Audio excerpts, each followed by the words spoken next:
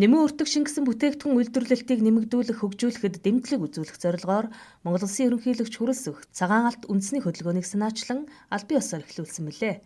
Улс орон даяар хэрэгжиж байгаа хөдөлгөөний хүрээнд Улсын хурлын 63 дугаар тогтоол батлагдж 4 чиглэлээр хэрэгжиж байна. Нүүдэлчин монголчууд бидний аж амьдралыг олон мянган жил тэтгэж аж амьдралыг үндэс болж ирсэн толгуур салбар бол энэ мал аж ахуйн салбар билээ. Сүүлийн 30 жилийн хугацаанд бол мэдээж шилжилтийн цаг үе бол манай хөдөө аж ахуй мал аж ахуйн салбарт нэлээд сорилт болж ирсэн.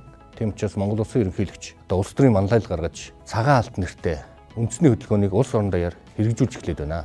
За Улсын хурлын тогтоол 4 том чиглэлээр тодорхой үйл ажиллагааг хэрэгжүүлэхээр заагдсан. Нэгдүгээр эрх зүйн орчин бүрдүүлэх, хөнгөн үйлдвэрийн тухай хуулиас эхлүүлээд олон том эрх зүйн орчныг бүрдүүлэх асуудлууд яригдж байгаа. За хоёрт нь энэ бэлтгэн нийлүүлэлтийн тогтолцоо малчтын гар дээрээс үйлдвэр хүртэл хариуцлагатай, чанартай түүхий эдийг бэлтгэх энэ бэлтгэн нийлүүлэлтийн тогтолцоог яаж хийх вэ гэдэг дээр засгийн газраас тодорхой шийдвүүд гаргаад явна.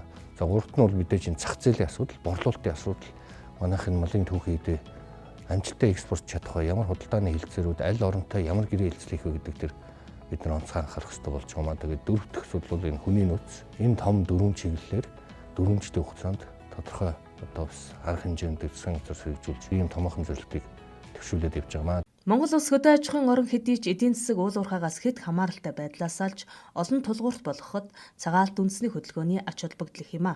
Мал аж ахуйн үйлдвэрлэл жилээс жилд нэмэгдэж байгаа ч ноос ноолуур арьс шир зэрэг цагаан алтаа бүрэн дүүрэн боловсруулж чадахгүй байгаа юм. Тиймээс 2024-өөс 2028 он хүртэл хэрэгжих цагаан алт үндэсний хөдөлгөөний хүрээнд ноос ноолуур арьс ширний боловсруулалтын түвшнийг 4 жилийн хугацаанд 2 дахин өсгөж, үйлдвэрлэл экспортыг 2-оос 3 дахин нэмэгдүүлж нийтдээ 8,000 гаруй шинэ ажлын байр бий болгохоор зорж байна.